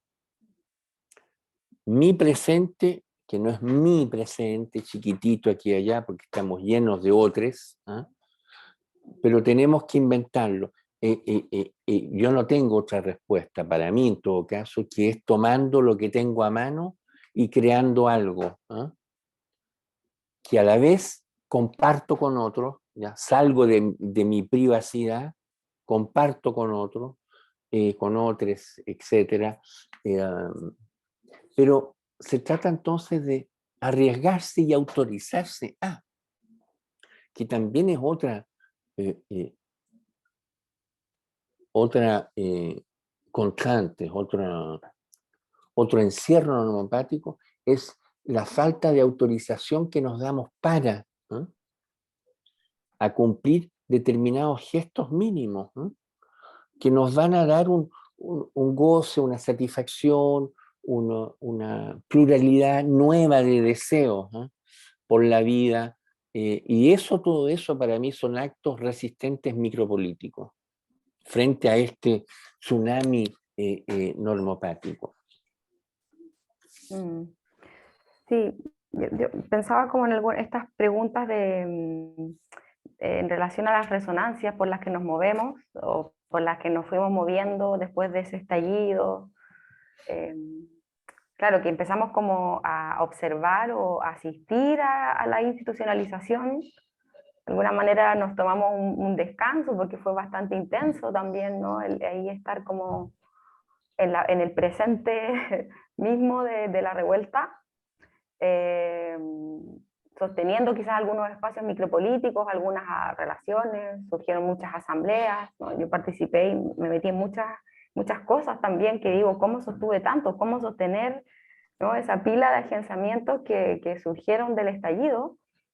Pero me veo también en otros territorios ahora, ¿no? Entonces como que no todo tiene su impacto y su resonancia, y esta pregunta, ¿qué me pasa ahí?, ¿no? Que lo hablábamos también con Miguel, ¿y qué estoy haciendo yo ahí? También pienso que de ese lugar de la protesta, donde estaba todo ahí puesto, ¿no? Mucha energía, mucho cansancio también, ¿no? Pero también como entusiasmo, y me gustaba mucho cuando hablábamos con Miguel, ¿qué me pasa luego cuando me voy?, ¿no? Y que yo lo llevaba a la colectiva también cuando íbamos a las asambleas, bueno, a las reuniones que no eran tan asamblearias convencionales. Claro, cuando te vais del lugar a tomar la micro y te vais con una compañera conversando, ¿no? O sea, ahí también, ¿qué pasa? O me voy rápido y llego a la casa, ¿no? Súper como en esa sensación como de seguir con lo mismo, ¿no? Entonces ahí también pienso que hay un ese espacio entre el discurso de la protesta cuando vamos ahí y cómo mi subjetividad se va transformando también, o podemos ir esta idea de transvalorizando, ¿no? Esos valores que ya están agotados en que en la macropolítica, ¿no? Se trata de esta idea, como dice Sueli Rolnik, ¿no? De visibilizar, concientizar, ocupar el habla, pero en lo micro sería otra cosa, ¿no? Que es ahí donde ya quizás nos quedamos con esa sensación más de experimentación, ¿no? Y pienso que también se trata de experimentar los nuevos valores, si podemos decirlo, ¿no? Desde la revuelta, o en el mejor de los casos el cambio de nuestra sensibilidad, ¿no? Para percibir también esa como desilusión también de ese gran momento, que también fue un momento epistemológico, si volvemos a, ¿no? El hecho de que se hayan arruinado también esos emblemas más como, bueno, el cambio en la ciudad, la infraestructura, ¿no? Pienso en Santiago porque allí me pilló la Plaza de la Dignidad, ¿no? Todo esto, aquí en Valparaíso seguramente también la ciudad cambia, ¿no? Entonces pienso que también ahí hay como una transformación más micro de lo que nos pasó, ¿no? Que no podemos tirarlo ¿no? por la borda, al contrario, ¿no? Y ahí pienso también, bueno, en esa posibilidad de construir lo común desde eso que sigue. Sí. O desde ese germen que quedó, desde ese germen más bien, ¿no? Sí, eso. Sí. Me quedo también con una noción que en otra oportunidad comentaba Miguel respecto de la interfase, ¿no es cierto? De estas interfaces, estas especies de zonas liminales, ¿no es cierto? Donde básicamente tenemos que ceder algunas cosas del yo para poder relacionarnos con la otredad. Y creo que eso se puede aplicar tanto a las situaciones con otredades, ¿no es cierto?, quizás más radicales, en el sentido de que quizás escapan a los consensos y a las formas más habituales de relación y de yoísmo, ya vemos neurodivergencia, locura, etcétera, hasta con otras alteridades, ¿no es cierto?, con las que nos toca convivir así no solamente como en lo social, sino que también yo creo que internamente, porque básicamente algo que yo creo que no hemos abordado aún, pero que es muy interesante a propósito de los temas de esta conversación, tiene que ver con las voces que nos habitan, o sea, con las existencias, con la proliferación de existencia y de voces, ¿no es cierto?, y dimensiones que también existen, entre comillas, en nosotros, porque yo creo que nadie también tiene una experiencia, o no sé, quizás que algunos sí, es interesante conversarlo, pero por lo menos yo y generalmente con las personas que converso, no hay una experiencia de unicidad y de homogeneidad en el ser y en la existencia y en cómo nos autopercibimos. Entonces, esa interfase, ¿no es cierto?, se da en la relación con los otros, pero también se da en la relación desde el ser, ¿no es cierto? Y me parece interesante también en términos de lo que, por ejemplo, leíamos con Cooper, que tiene que ver con la desestructuración, ¿no es cierto?, de que finalmente esta normalidad que hemos internalizado, cómo cómo la locura de alguna manera lo que hace también es desestructurar, ¿no es cierto?, ese mandato, esos imperativos que están internalizados, y luego realmente ahí hay un valor en la disciplina, o sea, el mismo Cooper le da un valor a la disciplina, ¿no es cierto?, al disciplinamiento de poder generar otra forma, y quizás que eso lo conecto con lo que decía ahora Miguel del quehacer, ¿no es cierto?, de buscar el quehacer en la bifurcación, ¿no es cierto?, de cómo quizás un cierto grado de hábito, de disciplina, de cotidianidad, ¿no es cierto?, a propósito del nivel cotidiano, es importante para poder generar, ¿no es cierto?, otra forma tras la desestructuración, ¿no es cierto? Y creo que eso es importante también, y lo veíamos, por ejemplo, en el ciclo de cine que ha acompañado ahora este primer módulo, un comentario que salía respecto cuando fuimos Una mujer bajo la influencia. Me acuerdo que se conversó, se comentó respecto de cómo quizás ahora hay aún menos tolerancia social a la conducta divergente, o sea, como decía, bueno, esta película está hecha en los 70, y dentro de todo, ¿no es cierto?, la protagonista retratada ahí, ¿no es cierto?, todavía tenía bastante margen como para poder accionar, ¿no es cierto?, y vivir desde su singularidad antes de que le impusieran, digamos, la psiquiatrización, la normalización, el aislamiento, ¿no es cierto?, que viene con toda esta normopatía, pero que eso se ha ido también reduciendo, o sea, ahora ya básicamente hay mucha menos tolerancia a la conducta divergente, o sea, cualquier divergencia depresiva, maníaca, estoy usando categorías, ¿no es cierto?, de diagnóstica del socius, ¿no es cierto?, ya entra, hay un canal abierto, listo, ansioso por absorber esa sintomatología, ponerle la etiqueta, ponerle la medicación, ponerle como posibles soluciones, ¿no es cierto?, superar básicamente, verlo como un obstáculo que tiene que ser superado lo antes posible, y no convivir, no habitar ese dolor, no habitar ese sufrimiento, no habitar ese malestar, que en realidad es un malestar que ¿no es cierto?, no viene desde el individuo, nada más. O sea, por eso es que finalmente, insistir quizá en esta idea de que muchas veces lo terapéutico puede ser individualizante de, bueno, este malestar dentro de la persona, y es como, bueno, yo creo que es al contrario, o sea, como alguna sensibilidad con el entorno,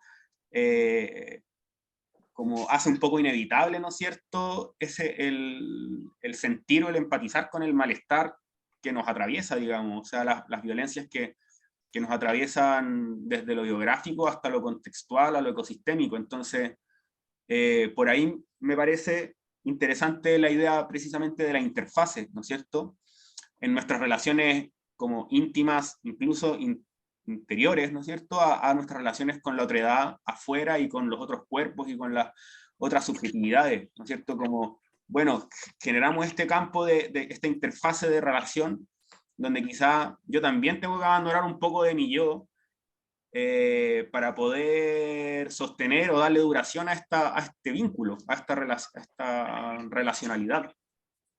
Entonces eso me parece una idea como, que quería así como recalcar un poquito antes de ir cerrando, porque bueno, ya estamos más o menos llegando al tiempo, obviamente abrir ahí también la palabra ya con este sentido un poquito más de quizás ir cerrando ideas que hayan surgido ahí, o si alguien todavía está ahí con las ganas de decir algo y no ha hablado, sí, también es. Sí. Yo cerraría por mi parte, porque además ya tengo problemas de fonación, dado el COVID. Yo cerraría diciendo de que lo que evocamos en otra oportunidad, si no me equivoco, y que yo hablo de procesos de sanación, que Catalina lo evocó, no es sanación individual, como Nico acaba de evocarlo, es sanar un vínculo que está enfermo, que estaría precario, que estaría en carencia, que estaría... Y este vínculo necesita de un nuevo cuidado, diría yo, dado que la desmaterialización le ha restado potencialidad. La desmaterialización, vale decir, la apertura de nuestro campo perceptivo con la desmaterialización se ha ido cerrando, ¿no? Vale decirle que la pluralidad de vínculos que uno tiene cuando mira, ¿ya?, se ha ido cerrando en vez de volver a abrirse. Y la rematerialización de ese vínculo significa abrirnos, ¿eh?, abrir nuestro aspecto sensible y al mismo tiempo darle una pragmática, darle un quehacer, transformar ese transformar ese potencial perceptivo, sensitivo, sensual, deseante, amoroso, en un quehacer. ¿Eh? Un quehacer, para retomar lo último que evocaste, del adyacente, vale decir, un quehacer que se desterritorializa de lo molar, de lo normopático, un quehacer que está más cercano de mis deseos, por decirlo así. Y eso es material, eso es juntar materiales, ¿ya?, y construir algo con eso. Sea, por ejemplo, si uno está en un sistema educativo terrible, tomar nota, Catalina le fastidia ya la idea, tomar nota, abrir un blog para las que están en el sistema educativo represivo, abrir un carnet de notas, tomar notas, juntar ese material y en un momento determinado algo se va a hacer con eso. O un artículo. Yo, para poder relajarme, ya le acabo de mandar a Nico un artículo, no sé si alcanzaste a mirar, a abrir la página. Yo para poder relajarme acá, si no saldría disparando a cada rato, digamos, no podría estar acá, cada 3 o 4 meses, ya mando 4.000 signos a un diario, con un artículo. Es mi antidepresivo ese, un artículo. Claro, cuesta hacerlo, pero hay que autorizarse a hacer acciones. ¿Y qué es un artículo? Es transformación de materiales. ¿Eh? Está la idea, está las ganas. Digo un artículo como puede ser una escultura, como puede ser tejer con amigues ya algo, o profesionalizarse como Iván lo hizo con su trabajo ya de una especie de etnografía micropolítica, diría yo. En fin, quisiera terminar con esa línea optimista, si se puede decir, de mi participación. Alegría había estado la mano.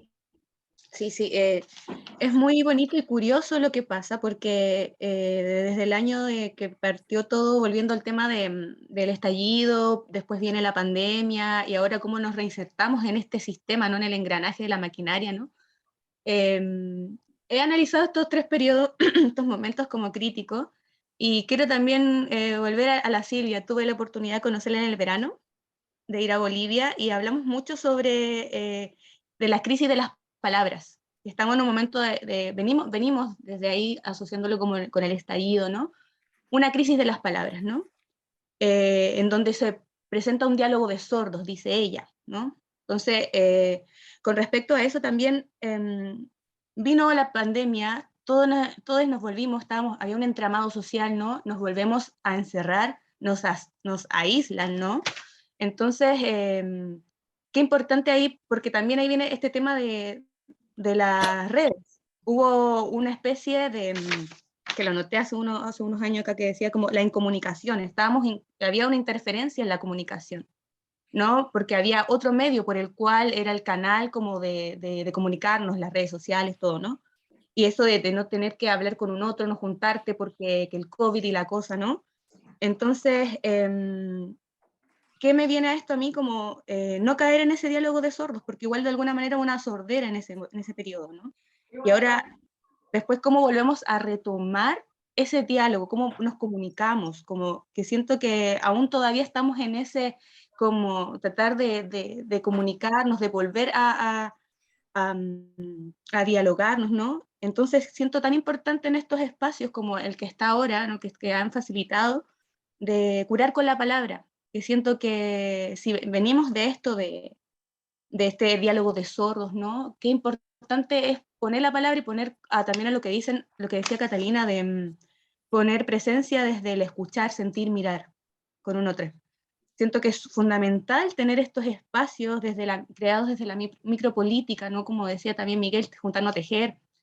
Y yo trato de buscar esos espacios constantemente con mis círculos, y habito diferentes círculos. Entonces, qué importante hablar de nuestro sentir y pensar en lo que nos pasa, ponerlo ahí. Eso, como me viene mucho de hacer como ese análisis de sociedad y de cómo también nosotros nos sostenemos curando con la palabra. Y sin tener miedo a que te patologicen por tu forma de percibir, ¿no? Dejarlo ahí también, y también como el otro también tiene una apertura, o como yo como otra que percibo de otra realidad, otra diferente, porque todos percibimos diferente, ¿no? Tener la apertura también de recibir y también ponerlo ahí, ¿no? Bien. Hay una pregunta en el chat. Dice, muchas Que no gracias. sea muy larga. Ahora me llama la atención la palabra molar. ¿Pudieran profundizar en su origen? ¿Se relaciona al mastique? ¿O cuál es la red semántica asociada? Eso viene de Guattari y Deleuze. la diferencia entre lo molar y lo molecular. Lo molar vendría siendo lo fijo, lo estable, lo cimentado, el estado, ¿eh? Podría decir, o estados fijos, estados fijos, que pueden contener adentro lo molecular. No se trata de que hay un quiebre. Entonces lo molar viene siendo lo fijo, lo establecido, lo instituido, ¿eh? Lo molar viene a ser lo instituido. Y lo molecular vendría siendo lo por hacer, ¿eh? En devenir. Lo molecular siempre está en devenir. Lo molar siempre está reinventándose para insistir en su mismidad, aunque siempre es distinta, pero así lo veo yo, digamos. Para terminar mi participación. Catalina. Sí, no, y quizás hacer un alcance igual sobre esta idea de lo molar y lo molecular, que no necesariamente es como el símil de lo macro y lo micro, la macro y la micropolítica, ¿no? Porque igual puede haber una micropolítica molar, Molarizada, ¿no? claro. Claro, molarizada. Pero pensaba también esta relación que pone Sori Rolnik sobre lo extraño y lo familiar, ¿no? Como que, y cómo el familiarismo, ¿no? Que también Cooper ahí con todo este tema del lenguaje de la locura, ¿no? Pone en cuestión, ¿no? Como esos dispositivos familiaristas son estáticos, ¿no? O más que estáticos, como que son familiares, ¿no? Lo molar es como lo familiar, lo conocido, entonces lo reproducimos. En cambio, lo micropolítico, como que lo menciona Rolnik, sería lo que nos provoca una extrañeza. Entonces ahí yo creo que eso extraño, que está por experimentar, también nos da esa pista como que estamos en un camino más micropolítico, ¿no? Cuando hay eso que un poco nos remueve y tenemos que escuchar más como con la guata, ¿no? Y como también dice Cooper, ¿no? Cómo aprendemos a escuchar con el estómago, ¿no? Y eso también yo pienso que nos pone en otro paradigma más que sale del pienso luego existo, ¿no? O sea, ahí ya estamos en ese cuestionamiento cuando nos ponemos a escuchar con la guata en espacios micropolíticos, que sería donde algo nos produce una extrañeza y por lo mismo hay que experimentar, ¿no? Como que por ahí también me gustaría terminar con eso.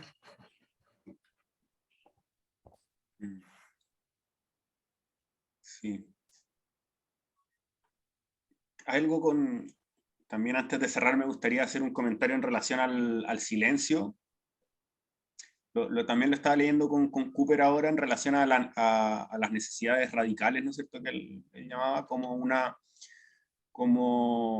y a propósito de lo que dices tú, Catalín, ¿no es cierto? De que el tema de la escucha, ¿no es cierto? De la escucha con la guata, con la entraña, chuima, que le decía ahí también Kusikanki, desde la epísteme o la visión más aymara.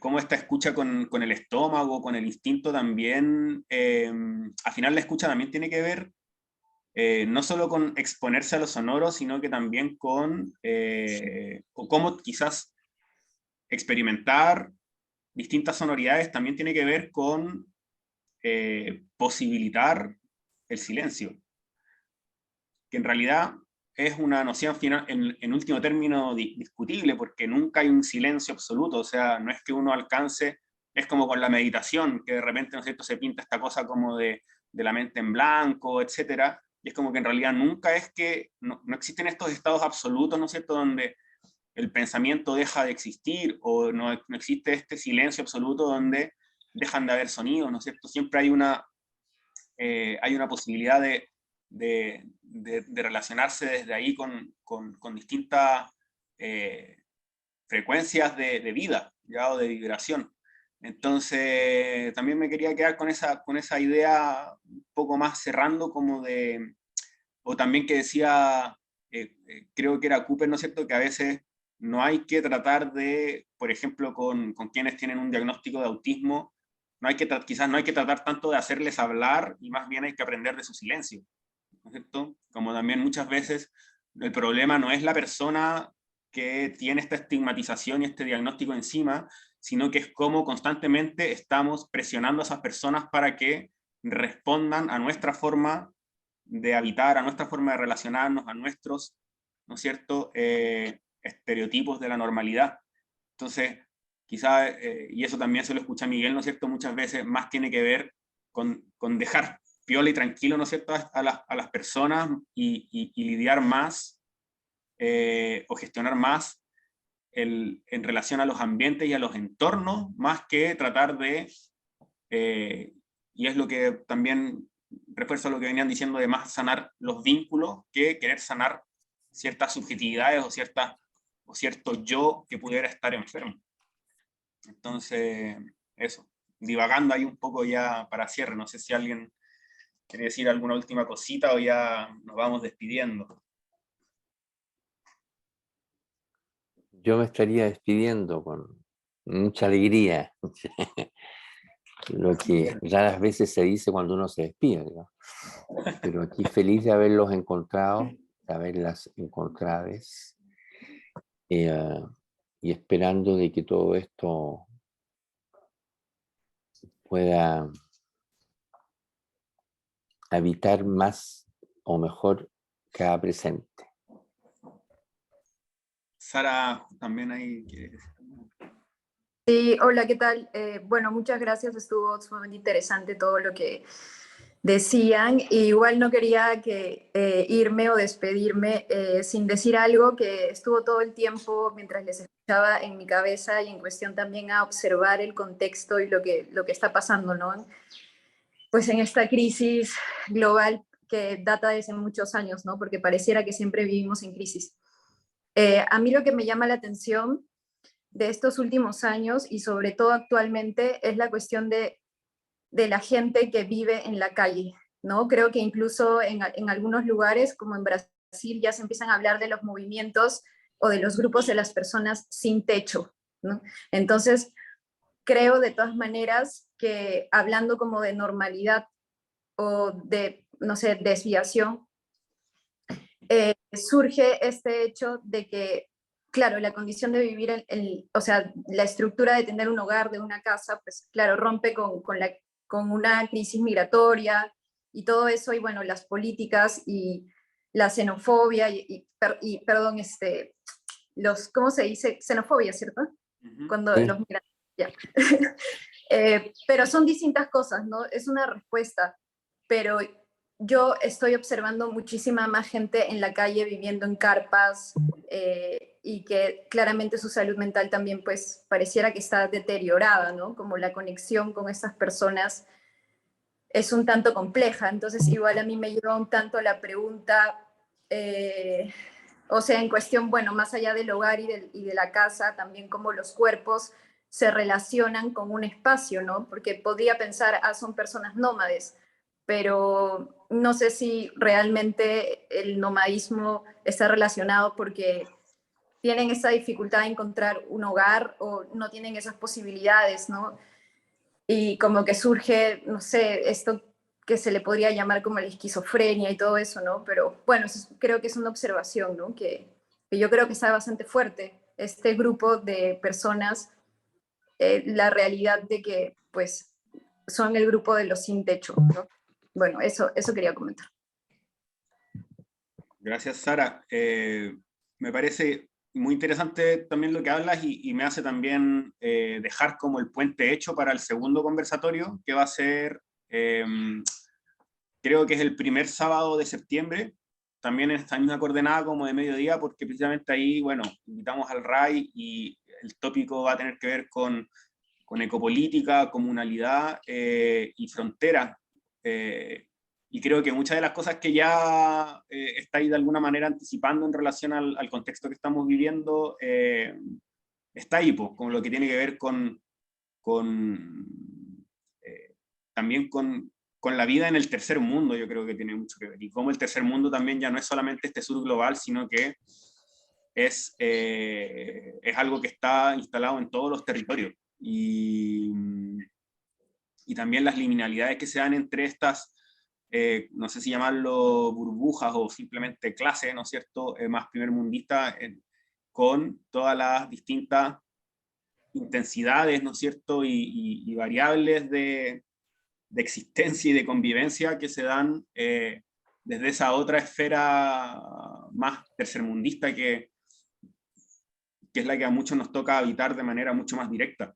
Yo creo, sobre todo, ¿no es cierto?, en nuestros territorios sudacas, pero yo creo que ya a nivel también súper globalizado y mundial. Entonces, ahí la pregunta por lo nómade también quizás que podríamos desarrollarla más, también el tema de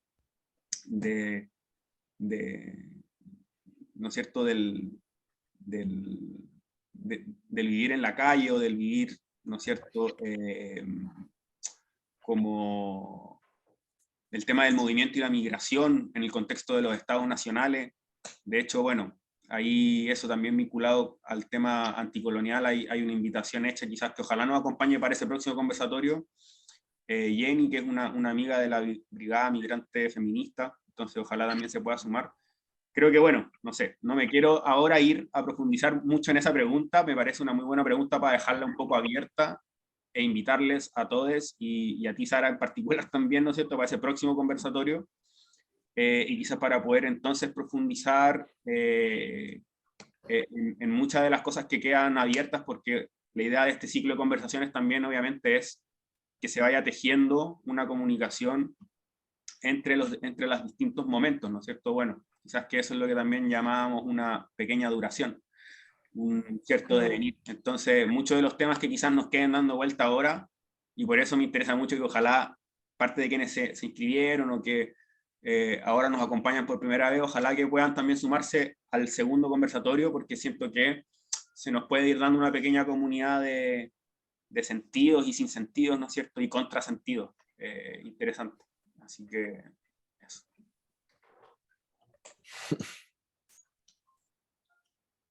Bueno, muchas gracias. Sí, gracias. Muchas gracias, nos Chao. vemos pronto. Y eso, Riquísimo.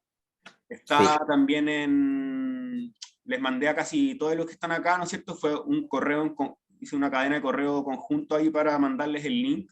Entonces por ahí también, si es que quedan comentarios, consultas, cosas que quieran proponer quizás o preguntas para próximo encuentro, también por ahí puede ser una instancia de seguir conversando, ¿ya? Eso. Muchas gracias a todos. Súper, Muchas gracias. gracias. Hasta la Gracias, próxima. Nico. Gracias. Talina, Chao, chao. abrazo, suerte. Nos vamos. Chao. Abrazos, chao. Ay, muchas gracias. Sí, 1.000.000. Chao.